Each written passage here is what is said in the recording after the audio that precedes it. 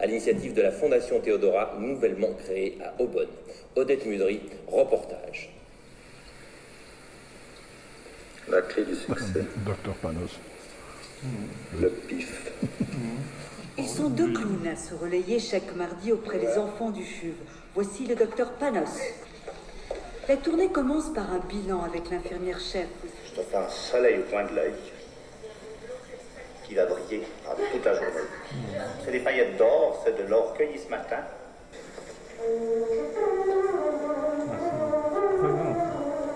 Le clown a réussi à décrocher des sourires parfois qui étaient un peu difficiles parce que l'enfant vivait des moments pénibles. En fait, quand le clown arrive, c'est tout le service pédiatrique qui s'anime. Dis donc, t'as de la chance, t'as un ventilateur, rien que pour toi. C'est bon. C'est super. C'est un grand plaisir de revoir cette archive, mais c'est encore un plus grand plaisir de penser que ça perdure, que ça s'est développé. Je suis très touché déjà de la revoir. Ça suscite beaucoup de souvenirs. Et je suis d'autant plus heureux d'être là avec M. de Crozat parce que c'est vrai que sans lui, on ne serait pas là. Et toutes les personnes qui l'ont aussi soutenu dans sa décision de nous soutenir 30 ans après, c'est très touchant de le voir, surtout qu'aujourd'hui on sait qu'on fait 100 000 visites par an, c'est quelque chose d'extraordinaire et c'est grandement grâce à vous, merci vraiment. Sans vous, on ne serait pas là, je pense. J'ai été amené à reprendre la direction du CHUV en 1991. Je l'ai quitté en 2008. Et connaître la Fondation Théodora, eh bien, c'est par trois personnes, le professeur Calam, le docteur Beck et monsieur Crespo, qui m'ont demandé de participer à une réunion avec Yann et André Pouli, qui m'ont présenté leur projet. Il y a eu tout de suite un bon contact.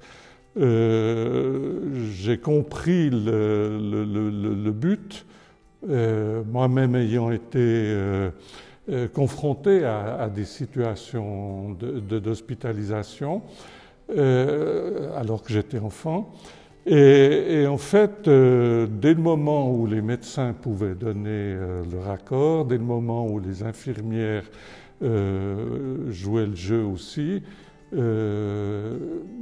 la construction, je dirais, de l'arrivée de Théodora, de l'arrivée des docteurs Panos pour le premier, on dit aujourd'hui des docteurs rêves, je pense, c'est fait et c'est fait dans un excellent climat. Il ne faut pas rêver. Il y avait des contraintes. Il y avait des contraintes dont on a dû discuter, prendre en compte. Je pense aux questions de respect de la personne. Est-ce que les parents sont d'accord que quelqu'un vienne auprès de son enfant de cette façon-là? Des contraintes liées par exemple à l'hygiène, veiller à ne pas entraver le travail du personnel soignant, voire des médecins. Donc tous ces éléments existaient, ont pu peut-être parfois donner quelques craintes, quelques soucis, quelques appréhensions au personnel soignant, voire aux médecins. Mais en fait, elles ont été exprimées. Et c'est ça qui est important, elles ont pu être exprimées à la Fondation, exprimées aux docteurs rêves qui venaient. Et des ajustements ont été faits. Il a fallu apprendre à vivre ensemble. Et je dois dire que c'est une réussite, que ça s'est fait avec une certaine spontanéité, parce que je crois que tout le monde a pris conscience qu'on devait apporter quelque chose de plus dans l'environnement hospitalier pour les enfants. Quand vous voyez cette archive, le sourire des enfants, le bonheur qui se reflète dans leurs yeux, je dirais que les contraintes s'effacent rapidement. Quelque part, c'est normal, on a choisi le CHUV parce que mon frère y a été soigné. Il y a séjourné longtemps, et il a eu de multiples opérations, il a eu un total de 18 opérations. Il a eu des longs séjours, et c'est vrai que c'était naturel d'aller au CHUV. C'est un consensus qui s'est déclaré peu à peu. Et quand je dis peu à peu, c'est pas que la décision a tardé. Dans le cas présent, l'unanimité s'est assez vite faite autour de l'idée. Et il n'y avait pas d'autre meilleur moyen que de dire on essaye, on commence.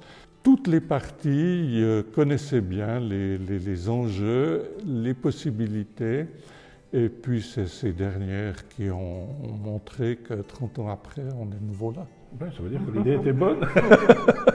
On était contents, c'est vrai, parce qu'on avait ce projet, on voulait honorer la mémoire de nos parents qui nous avaient beaucoup donné. Donc quelque part, c'était le départ de quelque chose de nouveau. Alors il y a l'excitation, il y a l'appréhension, il y a comment on va faire. Et puis voilà, donc on a eu la chance de trouver Dr Bobo et Dr Panos, qui étaient deux artistes professionnels des arts vivants, avec qui on a construit le caractère du Dr Rêve. Comme l'a très bien dit M. de Crozat, ça s'est construit au fur et à mesure, parce que c'est vrai que, et pour le CHUV, et pour nous, on était dans un environnement nouveau, et on allait graduellement. Il y a un élément que Yann cite, c'est professionnalisme.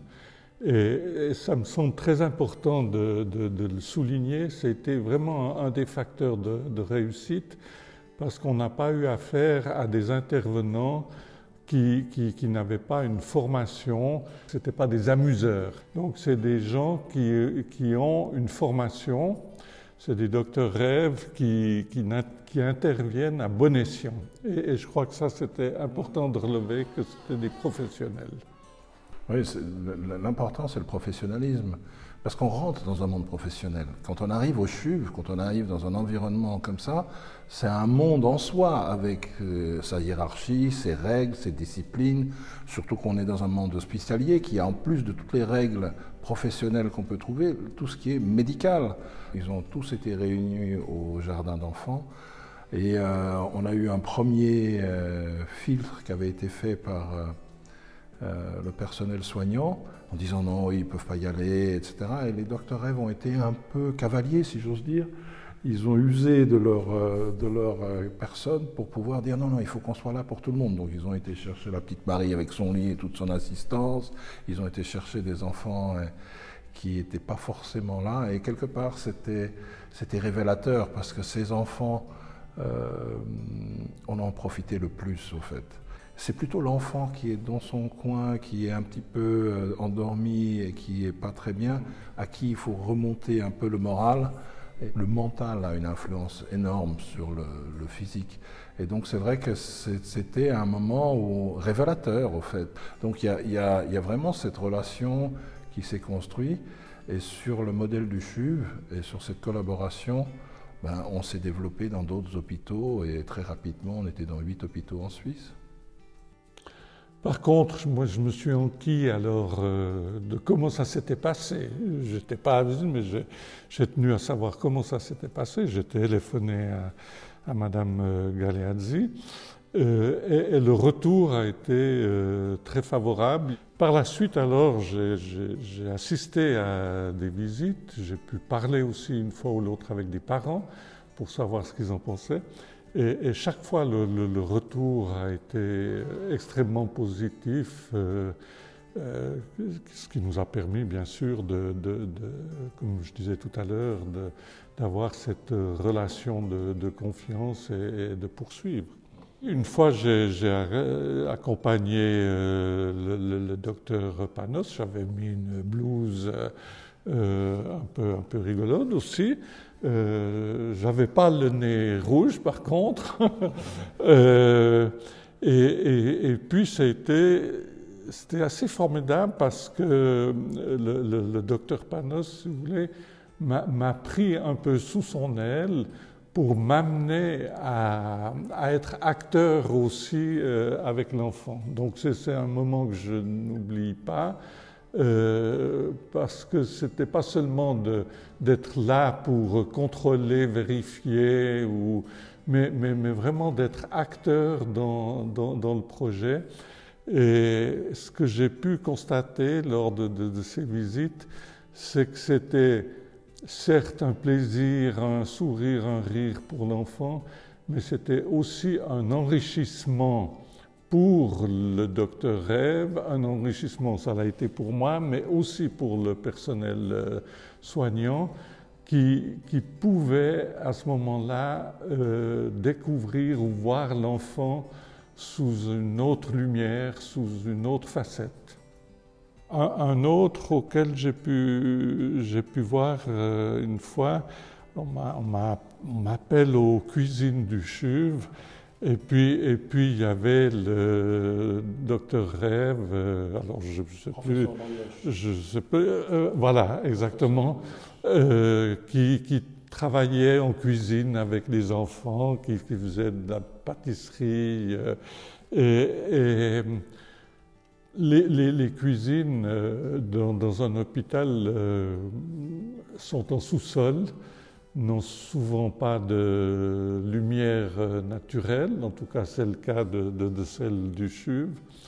Eh bien, je peux vous dire que ce jour-là, quand je suis allé aux cuisines, j'ai vu que la lumière entrait dans les cuisines d'une autre manière. C'est vraiment là, de nouveau, un moment où on est allé voir l'équipe du CHUV, entre autres toute l'équipe de cuisine, ils ont bricolé une estrade, donc il y avait la partie logistique qui s'occupait des réparations, qu'on fabriquait des estrades pour que les enfants puissent arriver à la hauteur de la batterie de cuisine. Ils ont été chercher des casseroles, ils ont acheté des casseroles plus petites parce que bon, ils ont des casseroles où ils font pour 100 personnes la soupe. Donc c'est des énormes ustensiles. Et puis ce qui était très sympa, c'est qu'au fait, c'était un moment ludique. Et donc il y avait une partie préparation, il y avait une partie échange sur la nutrition, et puis il y avait une partie partage, parce que les enfants, ils allaient partager dans les autres étages ce qu'ils avaient préparé avec la partie cuisine. La Fondation Théodora apporte